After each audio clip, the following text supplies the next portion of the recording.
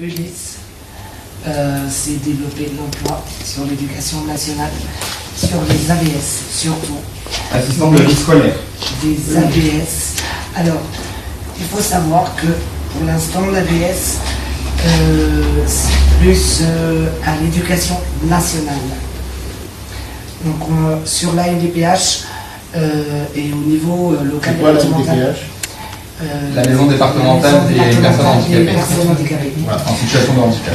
Oui, pardon, en situation de handicap. Il ne faut plus dire handicapé.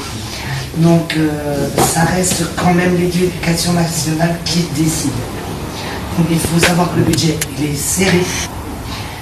Et c'est vrai qu'il faut qu'on travaille là-dessus énormément. Là, actuellement, nous avons une AVS par classe. Et malheureusement, attitrée 15 heures par semaine, mais elle n'a pas un élève, elle en a 3. Donc on a des professeurs qui se retrouvent avec 3 élèves en situation de handicap.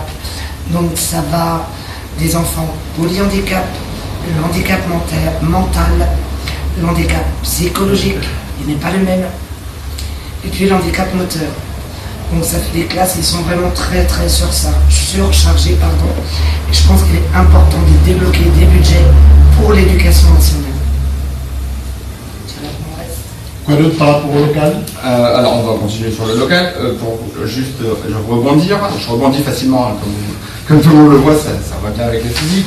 Nadine parle du budget de l'éducation nationale. Le budget de l'éducation nationale, c'est 50 milliards par an. C'est ce que Juncker a demandé à Macron de supprimer dès son arrivée. Voilà, donc demain on n'a plus d'éducation nationale, c'est pas grave, on aura fait plaisir à l'Europe. C'est pas que je suis anti-européen, c'est pas ce que je suis en train de dire. C'est juste qu'on nous demande de faire, voilà, à une certaine Europe, merci. On nous demande encore de serrer la vis, de fermer les robinets, de couper, sauf que nous on a besoin effectivement de dire, faut arrêter cette austérité qui fait que on a des classes, en l'occurrence, surchargées et pour des enfants qui sont en situation de handicap, qui ne sont pas accompagnés. Donc on crée de la misère dans la misère, on crée des inégalités dans les inégalités, donc tout ça, il faut que ça s'arrête. Ensuite, pour la réinsertion des jeunes en difficulté, c'était ça? Sans diplôme, mais sorti du cursus scolaire. Alors, pour les jeunes qui sont sortis du cursus scolaire, Jean-Luc Mélenchon, dans le programme, propose Jean-Luc Mélenchon, la France Insoumise, propose un service civique ou en parallèle militaire. Le service militaire était quelque chose qui amenait les jeunes vers quelque chose de différent. Ça leur apprenait parfois un métier, ça leur apprenait parfois l'ordre, ça leur apprenait, voilà, après c'était au cas par cas. Là, dans le service civique, les jeunes pourraient s'insérer en étant chez les pompiers, dans la gendarmerie, dans des associations. Ce qui développe en chacun de nous, je pense, au bout d'un moment, quand on s'arrête. Pardon ? Les hôpitaux aussi. Les hôpitaux, bien sûr. Ça développe en chacun de nous une fibre différente. On commence à s'ouvrir aux autres quand on rentre dans le monde du travail. Et si ce monde du travail n'est pas réellement suivi après un cursus scolaire, mais s'il est engagé par un service civique, ça peut ouvrir des portes, ça peut ouvrir les esprits, ça peut permettre aux jeunes de se restructurer, de se construire eux-mêmes via des projets. Et c'est dans cet accompagnement, entre autres, qu'on pourrait les emmener. Oui, et dans le programme d'avenir commun, c'est là où on propose une allocation pour les jeunes de 18 à 25 ans, puisque nous, on propose quand même l'école obligatoire de 3 ans à 18 ans. Il faut savoir que les jeunes, parfois, ne sont pas toujours pour aller faire des études, de hautes études. Donc, il est important de les accompagner dans la préparation, dans l'apprentissage du CAP, voilà.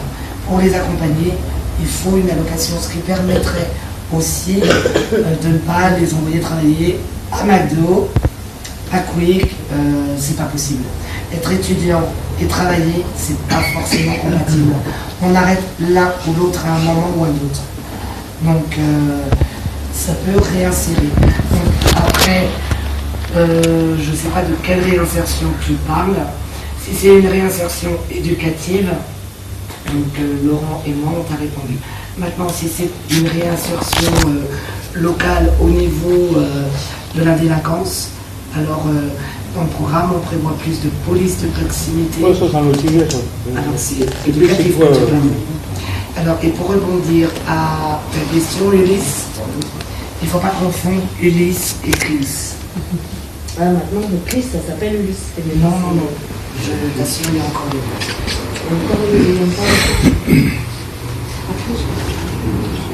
Moi, je pense que tu peux intervenir si tu as quelque chose à rajouter. Je voulais juste répondre à monsieur.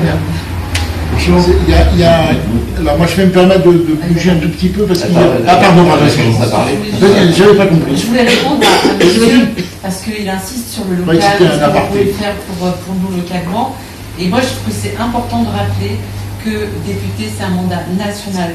Donc ça ne veut pas dire qu'il ne fait rien pour sa circonscription, mais ça veut dire qu'il est avant tout mandaté pour un projet national. C'est lui qui va proposer des lois, c'est lui qui va mener une politique nationale.